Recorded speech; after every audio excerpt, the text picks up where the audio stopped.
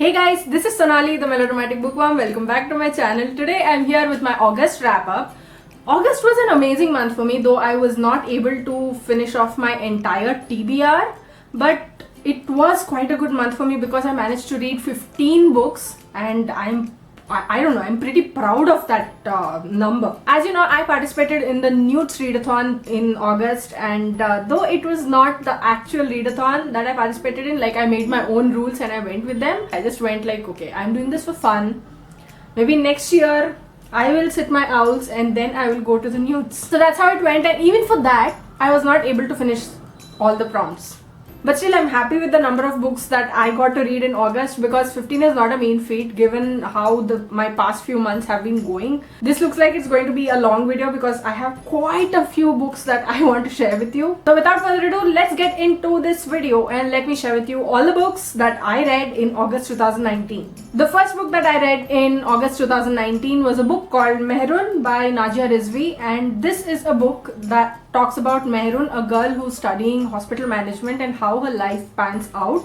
Her relationship with a guy called Arush, a guy she's obviously interested in but she doesn't want to involve herself with. But this story is about how she realizes that she cannot meddle with things that are meant to be. I quite like this book and I thought it was a very easy breezy read, but I also thought that the language could have been better. But reading this book will give you a heavy bout of nostalgia. It will make you reminisce your college times. I have a full video review for this book on my channel, so if you'd like to go ahead and check that out, I'll leave it in the cards as well as in the description box below.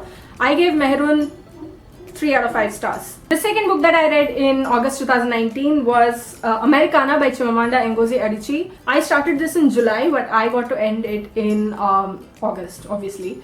And this is the story of Ifemelu and Obinze, two people who are so in love and who nurture dreams of going to America. But when Ifemelu goes to America, her life completely changes and these two lovers grow apart. But what happens when Ifemelu is dropping everything to come back to Nigeria, and how Obinze deals with it all, how their lives are affected, this forms the entire story. Chimamanda Ngozi Adichie knows how to bring to life little truths in a fictional narrative, and I love that about her. And those truths are about racism, about classism. There are so many things about that people from different countries won't understand even if they come and live in our country. But this is a novel which will clench at your heart because of the honesty with which it's written. But at the end of it all, I felt like there could have been a little more of drama in this. But I also understand that the point of the whole book is to show how someone is adjusting in a different country. I gave Americana 4.25 out of 5 stars. The next book that I read for August 2019 was a reread, and that book is The Little Prince by Antoine de Saint-Exupéry. But this book is so beautiful. This is about the little prince who falls to earth on the Sahara Desert from his own planet, and he meets a stranded navigator, the narrator, and he talks to him. And since us humans do a lot of stupid things, he's exasperated at the things we do, and he's like, people are weird. All grown-ups were once children, but only few of them remember it. And he finds the fault with being a grown-up and how our innocence has changed and how we see the world. It has completely changed. And I love this book to no end. I mean, this particular edition has a few mistakes in it, and that's a little jarring. But otherwise, The Little Prince is one of my favorite books of all time. I read this last year and it figured on my favorite books of last year. Of course it did. If it figures on my favorite book. Anywho, this book, my rating for this book did not change. My thoughts about it did not change. And I still gave it a full 5 out of 5 stars. My next read was a book that was my first arc of all time. And this is such a beautiful, amazing, uplifting book that I can't even begin to express, but I have to, because yeah, the book I'm talking about is The Best at It by Maulik Pancholi. This is the story of a gay Indian kid living in America and how he adjusts over there. He thinks that learning mathematics is sort of for a nerd and he does not want to be termed as a nerd. So what he does is he tries a lot of different things, but then when he comes back, he's like, it's not a bad thing to be a nerd. Whoever told you so? And with encouragement from his loved ones, his best friend and his parents and everyone, he participates and he finds the confidence to go ahead and do things that he probably would not thought that he would do, and which is why I love this book so much. I can't even begin to express how amazing this is, especially because this is an own voices book coming from an author who knows what it feels. And the main character, Rahul Kapoor, he also has anxiety and OCD, and we see how he deals with those issues, which is very important in this time and age because of the number of people who are being, especially kids, who are being diagnosed with them. It tells you how Rahul deals with it, and that's why I loved this book. I absolutely love this book. I might just go ahead and reread it. I don't know when, but I'll definitely reread it. 5 out of 5. A full 5 out of 5. So the next book that I read was Because It's Love by Kishore Nanda. This is a book about 4 characters who are dealing with love in their own ways. Arav, Rajesh, Karan and Abhiram. So how these 4 characters see the notions of love and how love comes into their lives forms the entire story. I actually have a full video review of this up on my channel. If you would like to go check that out, I'll leave the link here as well as in the description box below. I gave Because It's Love 3 out of 5 stars. The next book that I read was Skyclad by Mukunda Rao. This is the story of the life and times of Akka Mahadevi, and this is a spiritual sort of book which talks about Akka Mahadevi, who is one of the foremost feminist and spiritual icons in Indian history, how she accepted spirituality into her life, how she dealt with it, how the sort of misogyny during those times actually wanted to stop her from doing what she actually did in the end. And the thing about this book is that it's not only about Akka Mahadevi. There are also stories and snippets about other spiritual gurus of those time. For example, I think Basavanna was there, and then let me tell you, one second. Alama Prabhu, Shivasarana, the whole Bhakti movement, it doesn't take you in per se, because you go in thinking that you're going to learn about the life of Akka Mahadevi, but you're getting so much more than that. And I was really not prepared for the storm that was coming my way. This is her spiritual journey in 12th century Karnataka. It was not wow for me. I mean, okay, I got through with it. There were some places where I was like, I gave Skyclad 3 out of 5 stars. The next book that I read in August was Alphabet Soup for Lovers by Anita Nair. This book is the love story of a woman called Leena Abraham living in a tea plantation in the Anamalai Hills. Then one day, Shulapani, a movie star, he arrives to take refuge over there. He does not want anybody recognizing him. He takes refuge over there, and how these two strike up a rapport and how they build a relationship. But the twist here is both of them are married, and Shulapani is way older than Leena is. So how will they deal with society and what it means for their relationship to go out into the open world forms the entire story. I did enjoy reading this book, mostly because each chapter starts with a different alphabet, and it talks about one dish from Kerala that is sort of, makes sense when it's spoken of with the relationship that these two are sharing, or about Leena in general.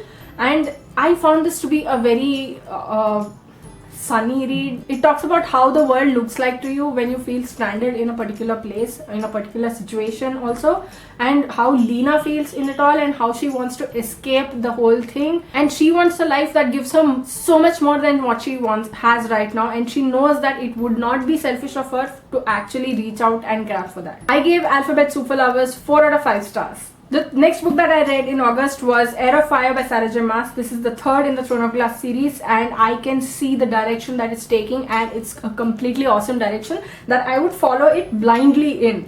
I mean, Selena Sadothian. Okay, I know that if I say anything from this book, I'll be spoiling the entire series, so I don't want to say anything. What I'll say is that I just love this one. The action, how Selena survives, what she's going through, how she discovers herself, her powers, and the way she stands up for herself and for the people around her, and what she does in order to bring reality to the forefront or something like that. I don't know what I'm talking. Anyway, what I'm saying is that Selena is awesome in this one, and she also finds a guy called Rowan, sorry. And she also finds a guy called Rowan who is sort of teaches her and trains her, and oh my god, I don't even want to, I don't want to, like, this is quickly becoming one of my favorite series of all time. I mean, look at the succession, look at the difference that the series is making with each passing book. Like Throne of Glass was like, I didn't like it as much, and then there was Crown of Midnight, which I loved, and now this Heir of Fire, which I loved even more, and I gave this 5 out of 5 stars, a full 5 out of 5 stars, and I can't wait to start Queen of Shadows. I think that's the next one. But the sad part is I don't have a Queen of Shadows, so unless I want to increase this pile, I should just wait for a while. That rhymed.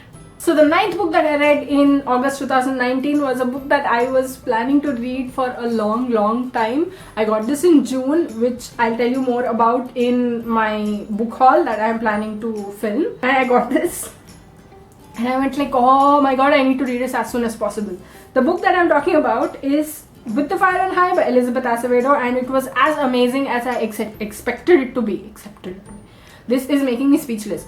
Anyway, this is the story of Imani Santiago, who is a teenage mom and who's juggling her mom life with her academic life, and she loves cooking. And when there's a culinary arts elective that comes up in a school, she obviously takes it, and how she handles it, how she handles her growing attraction for the new boy Malachi.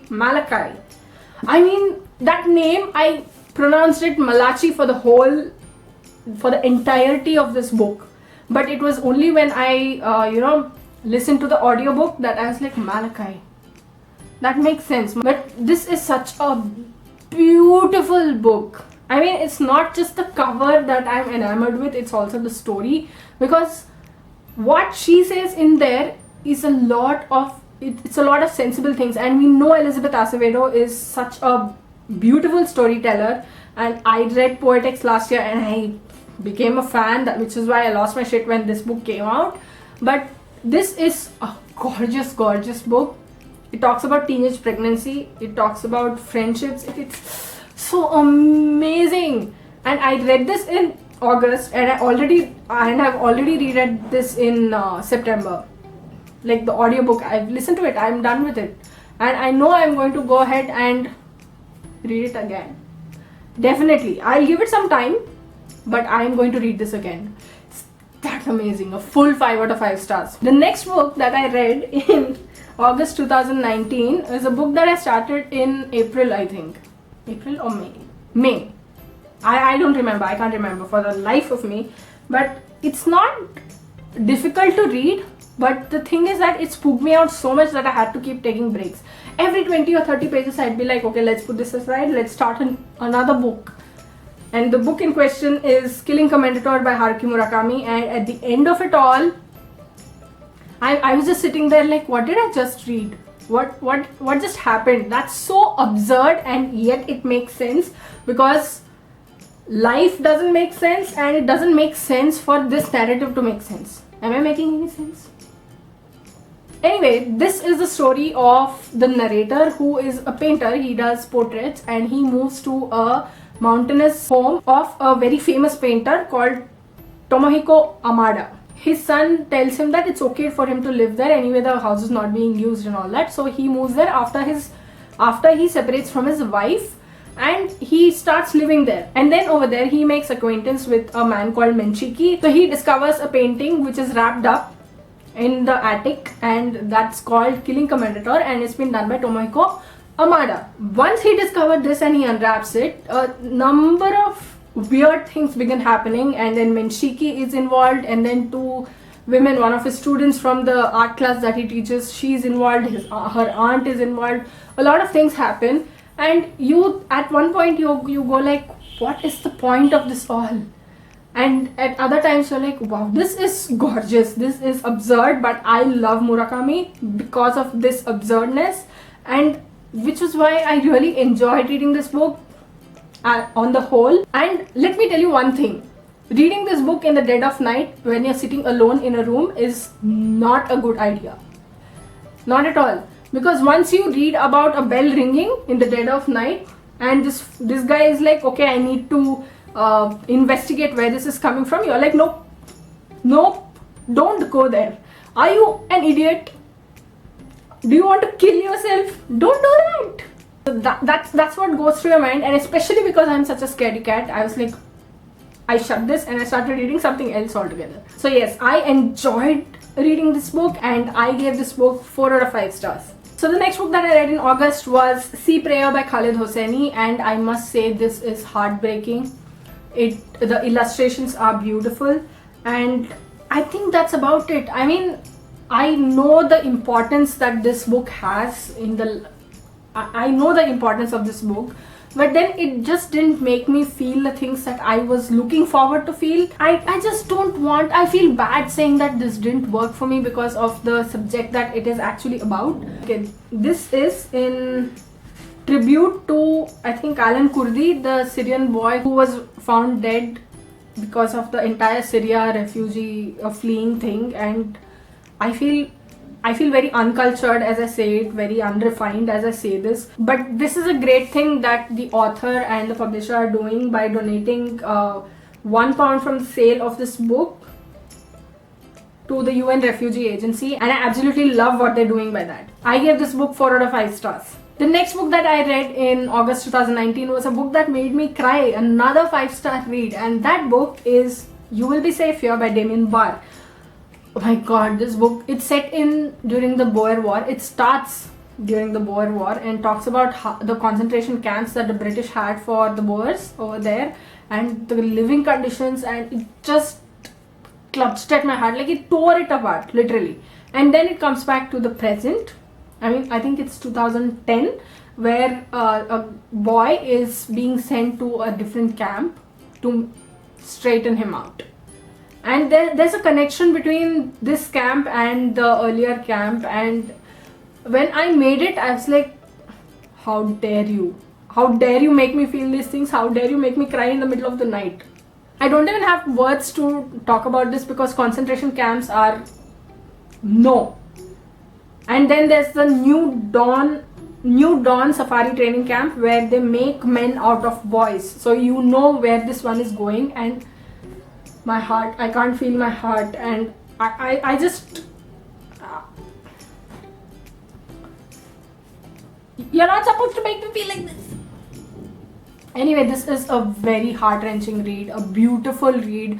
I have been wanting to read this from the time I got this. I think I got this in May, and from that time I've been wanting to read this, and when I finally read it, I'm like, it was worth the wait. But I'm also kicking myself for not reading it before this. The 13th book that I read in August 2019 was You Are a Star by A.R. Dara. This is set in the 90s and talks about how Bollywood has production houses that use their clout to ensure the entry and exit of people in the industry. Mr. Bajaj is the guy ruling Bollywood, and he doesn't want corporates to enter, but someone else wants corporates to enter, and when Bajaj does not allow it, they get newcomers into a single movie and they plan to assassinate the bunch of them, and that bunch is like, they are oblivious to the whole thing. So how this entire thing turns out is the entire story of this book. I did a full video review for this book, so if you are interested, then I'll leave a link here as well as in the description box below, so please go ahead and check that out too.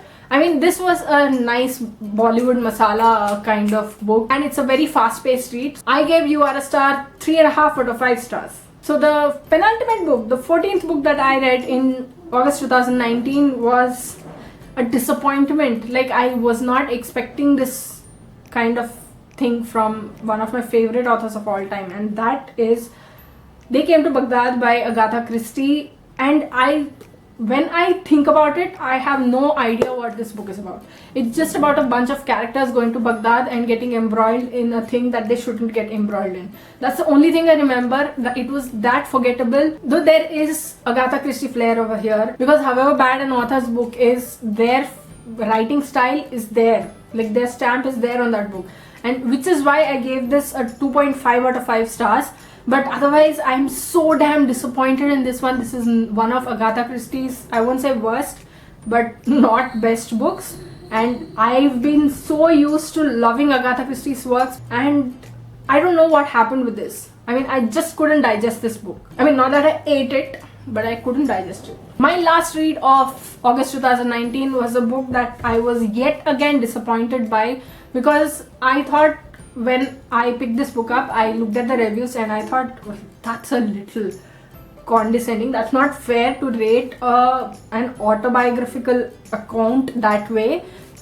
But when I read the book, I was like, unfortunately, I agree with those reviews. The book I'm talking about is Red Lipstick by Lakshmi, the transgender activist who has made so many waves in the country that it's very uplifting and it's very empowering. But reading this book, it felt to me like it was just a combination of different sentences that were the same variation of there's nobody else that I revere more in my life. Like, this person is very important in my life. This person is one of the few important people in my life. And that's the only thing that happens. And every second page, the values, man, the values. Like, she is trying to fit into society. I mean, she shouldn't have to fit per se because she's already part of society. But she's trying to, inculcate those values. But in this time and age, you can't go back to the ancient times and say that you are my daughter-in-law, so you cannot do this.